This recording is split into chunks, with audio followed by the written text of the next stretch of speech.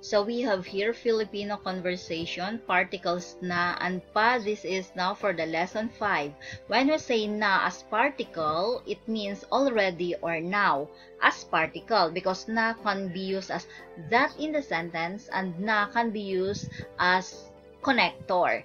Here in this lesson, we will use na as particle, and another particle that will be discussed and used in this lesson is pa, which means still or yet. So when you say maliwanag na ang kwarto, okay, kwarto here means bedroom or room. So maliwanag, okay, the word liwanag means clear or bright. For adjective, you will know that the word is adjective because of the prefix ma. But there are some Filipino words that you don't need to put prefix ma.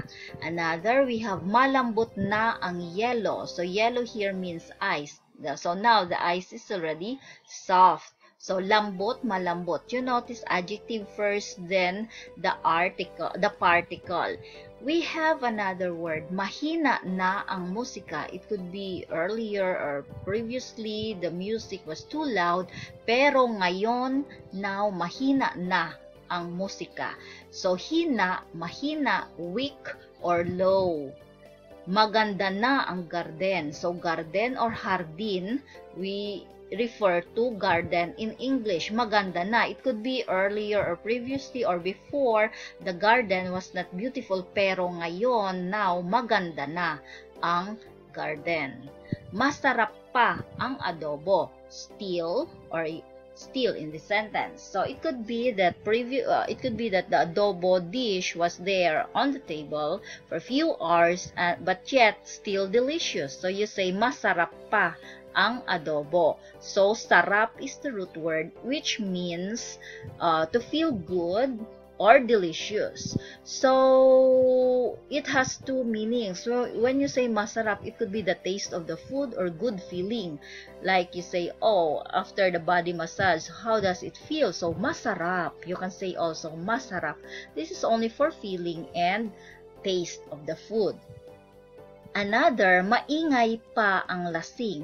Maingay or ingay means noisy. Okay, lasing here refers to a drunk person. So, maingay pa ang lasing.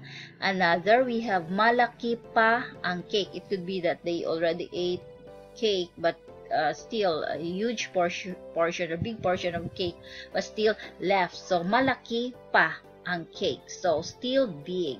So, easy to construct Filipino sentences and phrases as long as you know the pattern. You will not get lost.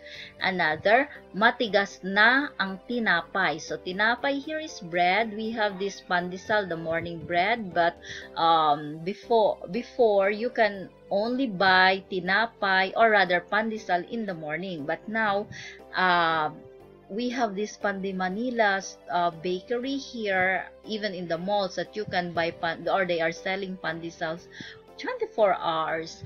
But before, we can buy only pandesal to the peddlers with a bell riding on his bike early in the morning, 4 o'clock in the morning or 5 o'clock in the morning. So we have here matigas na ang tinapay. Another, malamig pa ang buko juice. So buko here is young coconut. When you say mature coconut, that is what we call niyog. But when you say young coconut, that refers to buko.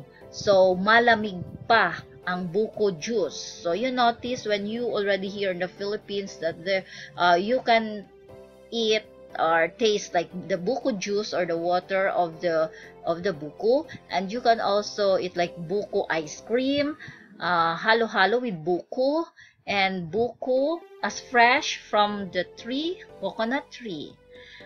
So we have another word, tahimik pa ang mundo. So when you say tahimik, it means quiet or peaceful. So when you say mundo, that refers to world or earth. But when you say tahimik, so you notice it is not a ma word. You cannot say matahimik. This is also adjective, but it is not a ma adjective. So you say tahimik. You can also say tahimik. It means silent, quiet. So you can also use the word tahimik. Another, so we have here some words in English have no equivalent in Filipino. The some words are spelled in Filipino like cake. And you notice that those are the adjectives, the simple phrases and sentences, pattern for sentences, Tagalog. You can also create your own sentences following the patterns that I showed you in this lesson.